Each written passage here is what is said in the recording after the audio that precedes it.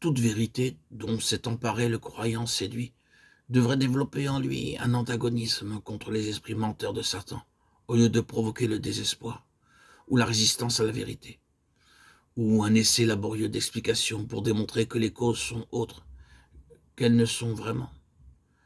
Le croyant désireux de reconquérir sa liberté devrait recevoir avec reconnaissance toute lumière qui démasque l'ennemi et l'appliquer aussitôt à tous les détails de sa vie.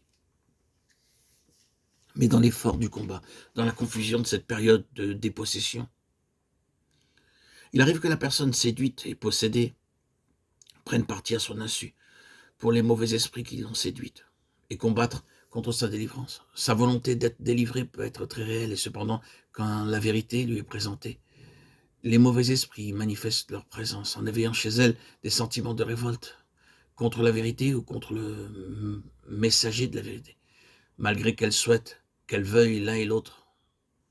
Bref, ils recourront à toutes les ressources dont ils disposent pour s'opposer à l'affranchissement de leur victime.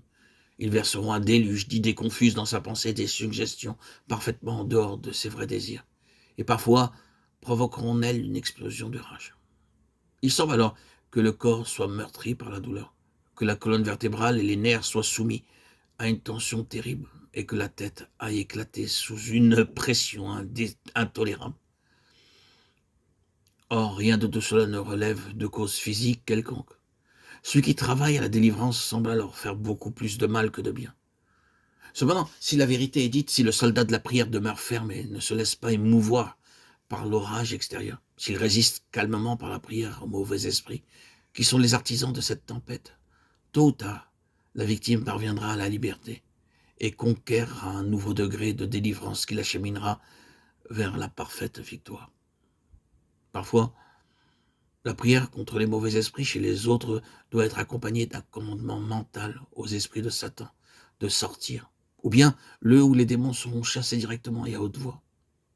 Toutefois, on ne pourra pas à cet acte sans y être très sérieusement préparé par la prière. Il peut se faire que la personne possédée ait tout d'abord besoin d'être éclairée sur son état et sur ce qui, en elle, a servi de terrain aux mauvais esprits. Celui qui s'occupe de sa délivrance doit donc posséder connaissance et discernement, et de plus, s'adonner à un très sérieux travail de préparation pour pouvoir communiquer la lumière de la vérité à celui qui est possédé.